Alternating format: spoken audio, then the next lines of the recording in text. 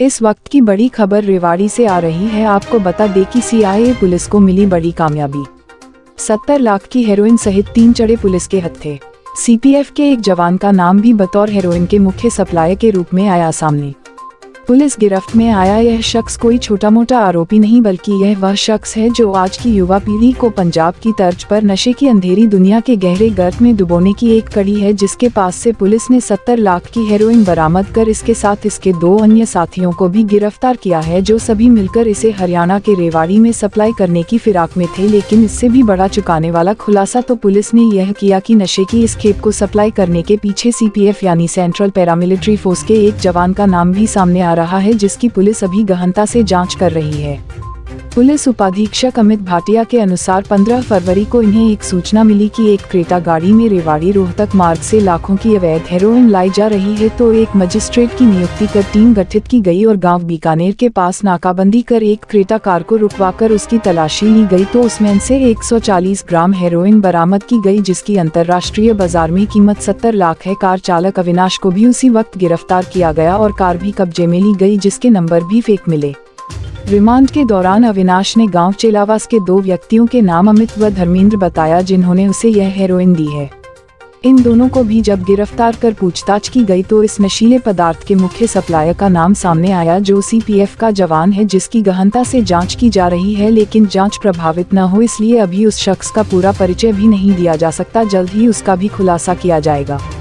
15 तारीख को जो जिला CIA पुलिस है उनको सूचना मिली थी कि कुछ व्यक्ति हैं जो कि क्रेटा गाड़ी है, और अगर उसको इंटरसेप्ट किया जाए, उसको चेक किया जाए, तो उनके पास ड्रग्स हो सकती हैं।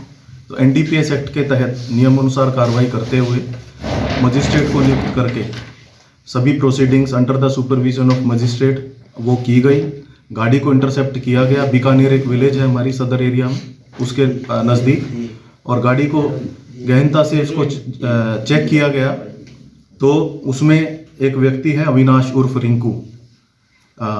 इनकी पूछताछ की गई और इनकी गहनता से जांच की गई, तो सर्च किया गया गाड़ी को, तो उसमें से हमें 140 ग्राम हीरोइन बरामद हुई है, जिसकी मार्केट वैल्यू करीबन 70 लाख जो रुपीज़ है। और अविनाश का हमने रिमांड लिया 3 दिनों का, और ड्यूरिंग रिमांड इसने बताया कि ये जो ड्रग है इसको एक अमित उर्फ सरपंच, जो कि गांव चेलावास जिला महेंद्रगढ़ के निवासी हैं, उन्होंने इनको दी है। और अमित का भी फिर फर्दर अरेस्ट करके हमने रिमांड लिया, तो अमित ने फर्दर रिवील किया कि ये ड्रग उनको धर्मेंद्र उर्फ बबलू, जो कि चेलावास के ही हैं, उन्होंने इनको उपलब्ध कराई है।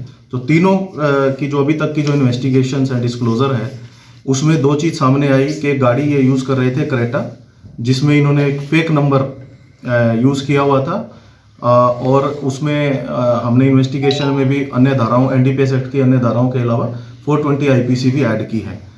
तो अभी तक की जो रिविलेशन है, तीनों की डिस्क्लोजर्स हैं और रिमांड हैं, तीनों ने बताया है कि एक अन्य जो कि सोर्स है बेसिकली, जहाँ से इन्होंने इस हेरोइन को प्रोक्योर किया था, तो उसमें एक CPF जो सेंट्रल हमारी पैरामिलिट्री जो फोर्सेस होती हैं, उनके एक जवान की इन्वॉल्वमेंट आई है, तो उसकी डिटेल्स हमारे पास आ गई हैं। तो जो ये जवान हैं, इनके जो कंसर्न्ड जो कमांडिंग ऑफिसर हैं, हम उनसे कम्युनिकेट करके और जो भी आगामी कार्रवाई होगी इनको शामिल जांच करके वो करेंगे। तीनों ही व्यक्तियों का कोई क्रिमिनल रिकॉर्ड उपलब्ध नहीं हुआ है, तो यही कह सकते हैं कि पहला ही मामला था।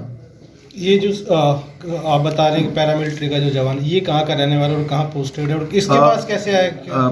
जो ये CPF का जो जवान है, इसकी आइडेंटिटी हम एट दिस मोमेंट आपको रिवील नहीं कर सकते, क्योंकि मैटर इज अंडर इन्वेस्टिगेशन, और जो आधिकारिक है हम लिखेंगे इनके अधिकारियों को। परंतु तीनों के ही जो अभी तक जो तीनों ही हमने अरेस्ट किए, इनके डिस्क्लोजर में वेरी क्लियरली उन्होंने इनकी बताया कि इन्हों से जो जवान है उससे ही इन्होंने ये जो ड्रग है वो प्रोक्योर की है। तो it is a matter of investigation. Further जैसे इन्वेस्टिगेशन बढ़ेगी हम आपको क्लियरली डिटेल्स बताएंगे। जिस तरह से सर कोई जवान इस तरह से नशा तस्करी में जुड़ा हुआ है, तो क्या मानते हैं कि इस लेवल पे अलग अलग लेवल पे वो कर रहा होगा जिस तरह से? कुछ नहीं कहा जा सकता, क्योंकि अभी तक जिसका इन्वॉल्वमेंट सामने आया है उसको अभी शामिल जांच नहीं किया गया है। उसका हमने प्रोसेस इनिशिएट कर दिया है। जैसे उसको शामिल जांच करके उसके बाद ही हम कुछ इसमें कह पाएंगे।